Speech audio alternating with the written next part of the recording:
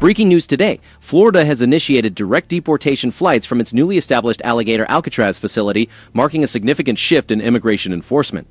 Does this represent the decisive action needed to safeguard American communities, or is it merely the start of a broader national dialogue? Hello, and welcome to That News Show, where we discuss the latest facts, fakes, and hypocrisy as reported by the legacy media. Let's roll the tape. Fox News reports that deportation flights from the newly established facility in the Everglades, nicknamed Alligator Alcatraz, are now underway. This bold initiative by Governor Ron DeSantis highlights a significant shift from the previous administration's more lenient immigration policies. While critics may question the conditions at Alligator Alcatraz, it raises a crucial debate. Should national sovereignty take precedence over the interests of those who have entered the country illegally? This move could either mark a critical moment in securing our borders and restoring order, or could get bogged down by political maneuvers and legal obstacles. The struggle over America's future is unfolding at our southern border, and it's a critical time to assert our stance. Let's jump right into this.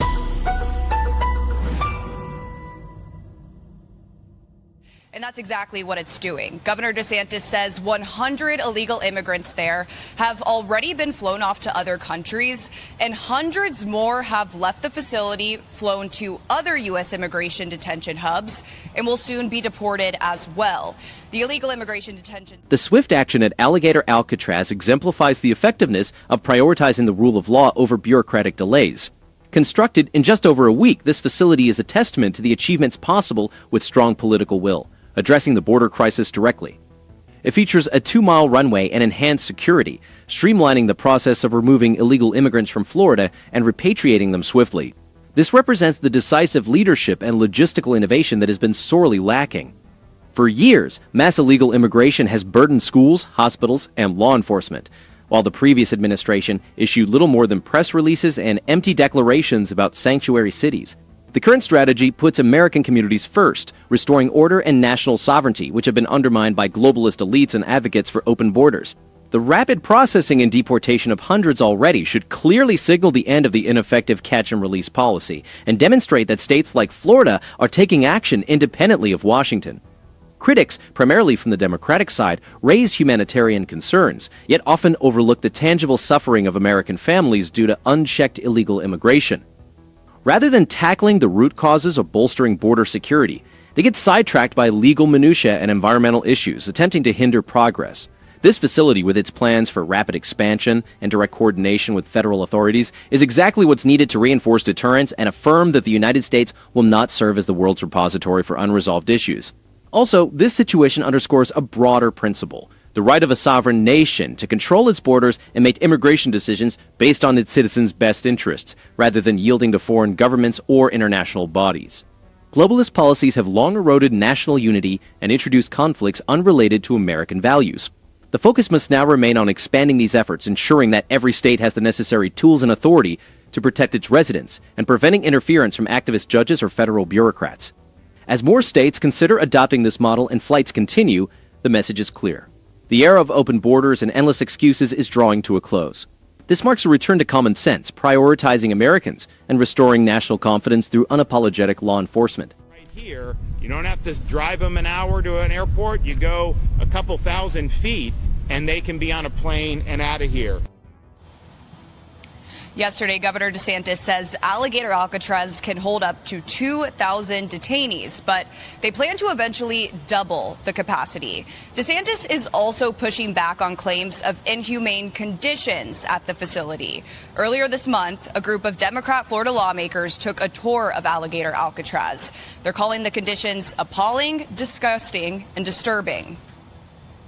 Clean cage is still a cage. That's right. And they couldn't even keep this clean. This place needs... The facility's runway, situated directly on its grounds, significantly streamlines the deportation process, eliminating the need for lengthy convoys and the wasteful shuttling of detainees across the state.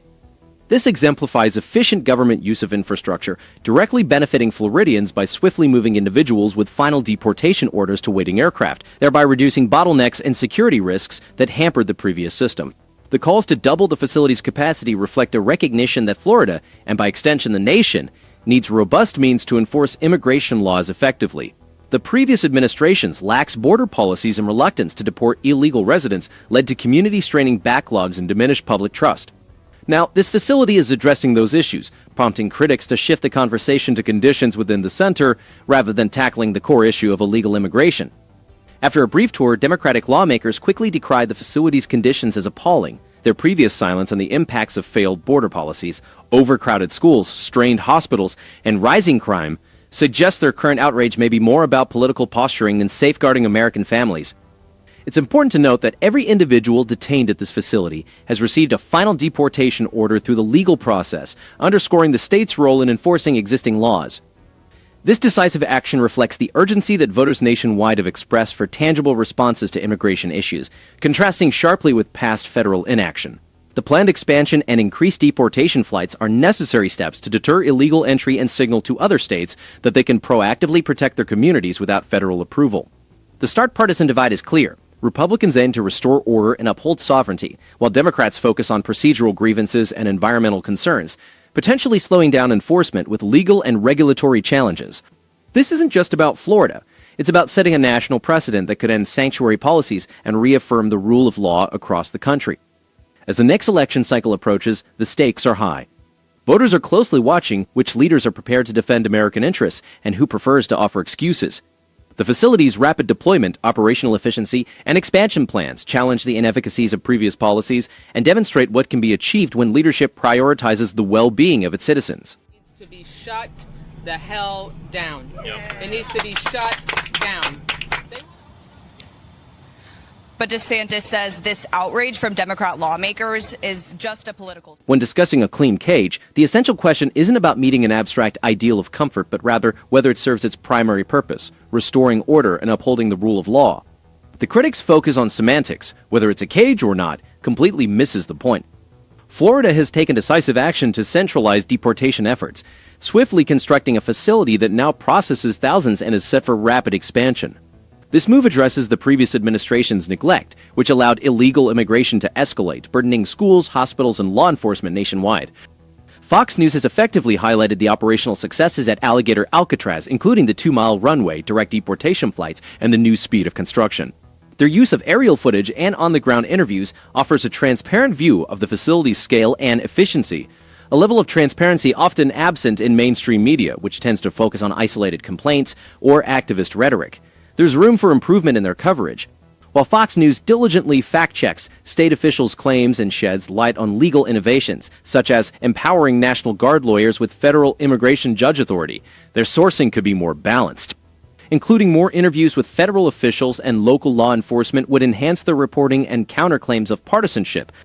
Fox's challenge to the narrative promoted by Democrat lawmakers is commendable, especially when revealing the political motives behind efforts to close the facility.